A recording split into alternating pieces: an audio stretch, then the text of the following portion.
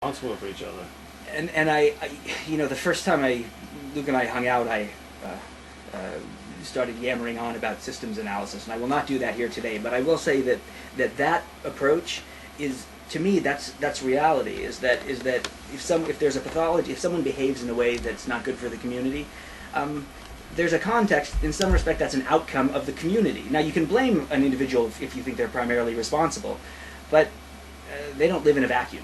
You know, there's always a context, and with systems, the idea is that you don't just look at where the problem is. You figure out how did this emerge within this system, and what's wrong with the system, rather than. So anyway, I guess I'm saying, yes, that Native American concept seems to me very much consistent with the latest and best thinking in systems analysis. Well, the example I'm thinking of is they could never figure out who killed Custer, right? Because every time they asked one of the members of the tribe, well, who killed him? I did. I did. They all did. We all did. Right. We all killed Jesus. Right. Funny because it's true. There's maybe something there, though. Yes, there is. If you ask my right. brother, who is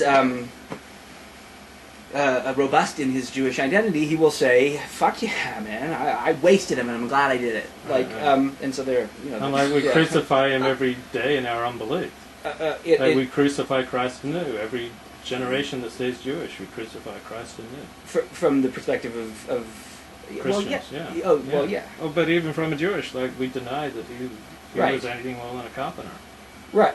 Then a what? Than a carpenter from Nazareth. Oh, right. Yeah, because we think we're not bending before idolatry, and they think we're being stiff-necked. So, yeah. Right. He was like a false prophet that it talks about in the Torah, and we know how He's to handle those guys. We know what to do with those guys. We know what just to do with those Jewish guys. guys. Jewish guys are badass. We put them to death, and we're glad. Right. Well, certainly if you think he was a dreamer of dreams and polluting the Torah with his heresies, then good God, he got the least that he deserved. The only problem is they didn't do it earlier.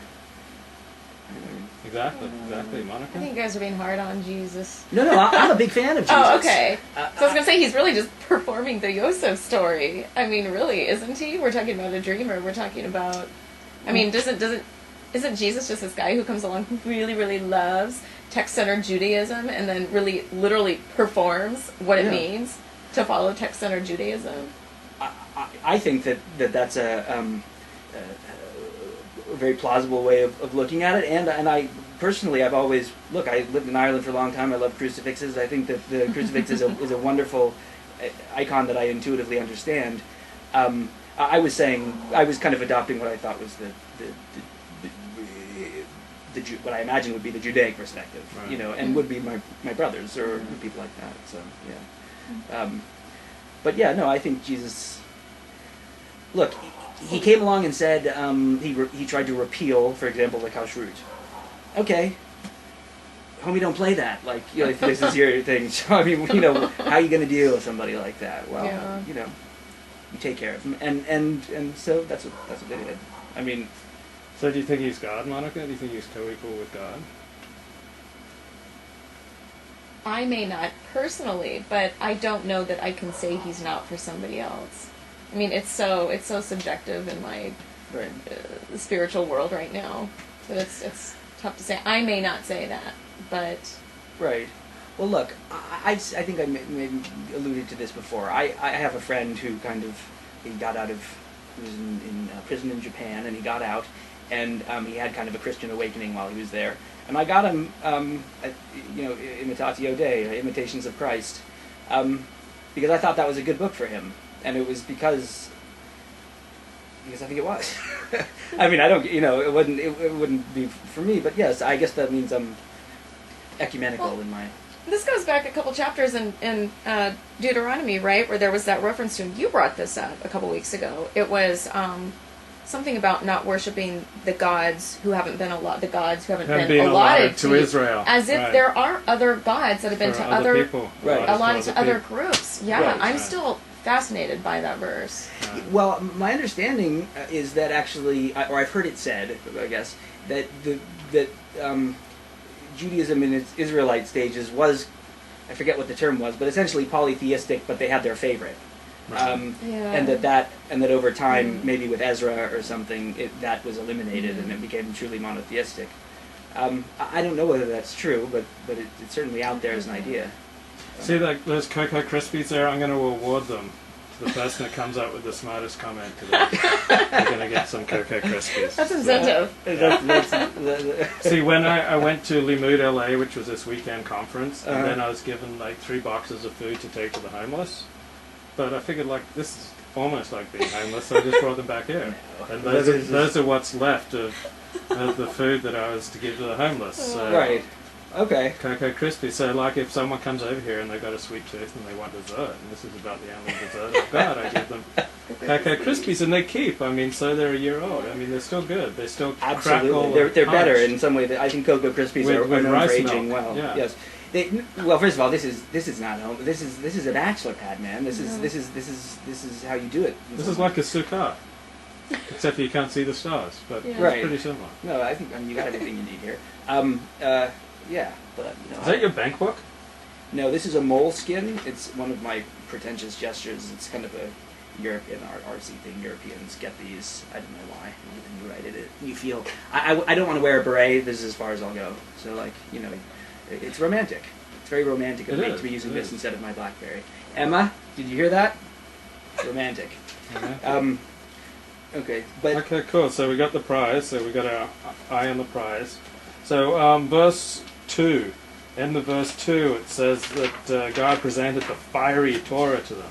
I mean, this is no limp document. Right. Fiery, I think, is a very good word for describing the Torah. Yes. Well, I was saying, I mentioned last week to Luke that he asked, well, what about this do you like? And I said, I'm in some ways, I think, titillated by the raw aggression of the Torah.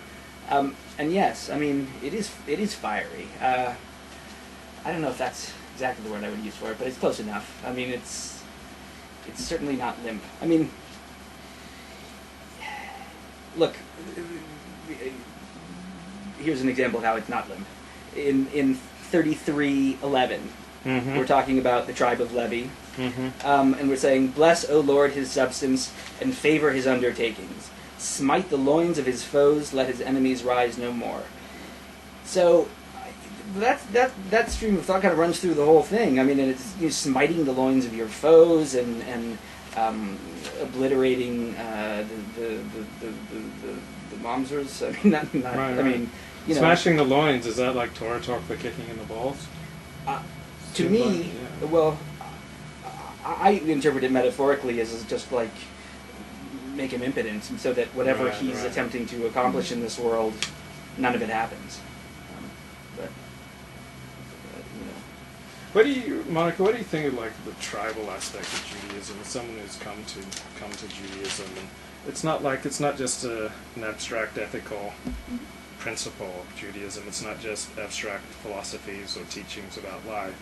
It's like a separate, distinct, holy people that the Torah and the whole system of Judaism is trying to set up, which is like got a really strong tribal aspect to it. And so you're not just devoted to abstract principles of like love your neighbor, but like you're concretely committed to preserving your group. What do you think? Yeah, except that love your neighbor is the foundation of any kind of community. I mean, you can't have one without the other. I don't think. But no, I mean that is one of the two, I'd say, big things that draws me to Judaism is the idea of community. Yeah. And also the idea, and some people would probably disagree with me about this, and I guess it depends what community within Judaism you're talking about, but the degree to which a community doesn't necessarily mean one monolithic set of opinions or viewpoints. It can consist of multiplicity of different points of view, and I don't know that that's so. That's not been so in my experience in other religions, Christianity in particular.